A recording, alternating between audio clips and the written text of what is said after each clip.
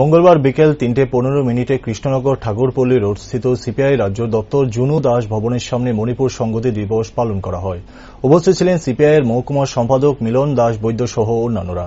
পরবর্তীতে সাংবাদিকদের মুখোমুখি হয়ে মিলন দাস বৈদ্য বলেন, উত্তর পূর্বাঞ্চলের মণিপুর রাজ্যে প্রায় ৮০ দিন ধরে কুকি এবং ইয়েতি সম্প্রদায়ের জনগোষ্ঠীর সংঘর্ষের ফলে আগুনের লেলিহান শেখায় জ্বলছে গোটা রাজ্য।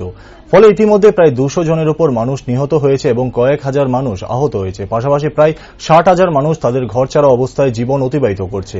কিন্তু দুর্ভাগ্যবশত এখন পর্যন্ত মণিপুর সরকার এবং কেন্দ্রীয় সরকার নিশ্চুপ অবস্থায় রয়েছে। এমনকি গত মে মাসের ৪ তারিখ ২ জন মহিলা নিগ্রহের ভাইরাল ভিডিও জনসমক্ষে আসে কয়েকদিন আগে এবং এই ভাইরাল ভিডিওকে ঘিরে গোটা উত্তর পূর্ব রাজ্য সহ ভারতবাসীর মধ্যে এক অভূতপূর্ব আলোড়ন সৃষ্টি করে দেয়, যেখানে দেখা যাচ্ছে ২ জন মহিলাকে প্রথমে ধর্ষণ করে তারপর প্রায় ১,০০০ মানুষের মাঝখানে একেবারে উলঙ্গ করে তাদের হাঁটানো হচ্ছে।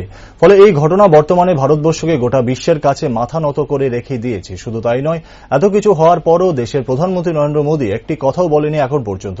প্রধানমন্ত্রী সম্পূর্ণভাবে মণিপুর কাণ্ডে নিশ্চুপ অবস্থায় রয়েছে। এরই প্রতিবাদে সিপিআই এর তরফ থেকে গোটা দেশব্যাপী মণিপুর সংহতি দিবস পালন করা হচ্ছে। গত প্রায় ৮০ দিন ধরে উত্তর পূর্বাঞ্চলে মণিপুরে জাতি দাঙ্গা শুরু হয়ে গেছে। আমরা লক্ষ্য করেছি এখন পর্যন্ত প্রায় ২০০ জনের লোক নিহত হয়েছে এবং অনেক মানুষ বাড়ি ছাড়া বা শিবিরে রয়েছে। প্রায় ৬০,০০০-এর উপরে লোক বাড়ি ছাড়া। ইতিমধ্যে আমরা দেখেছি যে স্বাধীনতা সংগ্রামের স্ত্রী ওনাকে ঘর বন্ধ করে জ্যান্ত আগুনে জ্বালিয়ে দেওয়া হয়েছে। এবং সবচেয়ে ন্যাক্কারজনক ঘটনা হলো আমরা লক্ষ্য করেছি গত কিছুদিন আগে, যেটা মে মাসের ৪ তারিখ ঘটেছে। প্রায় ২.৫ মাস ধরে এই ঘটনা লুকিয়ে রেখেছে বিজেপি সরকার। ২টা মহিলাকে, আদিবাসী মহিলাকে পুরা নেকেট করে প্রায় ১,০০০ লোকের সামনে মিছিল করে হাঁটিয়েছে।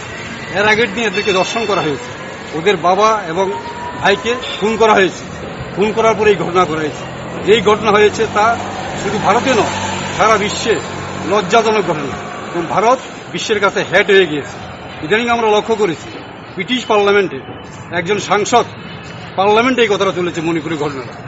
অতএব আজকে আমাদের পার্টির ডাকে সারা দেশে যে সংহতি দিবস, মণিপুর সংহতি দিবস পালন করছি, আমরা মণিপুরের পক্ষে আছি এবং মণিপুরের সঙ্গে আমরা একমত, মণিপুর যাতে শান্তি ফিরিয়ে আসে।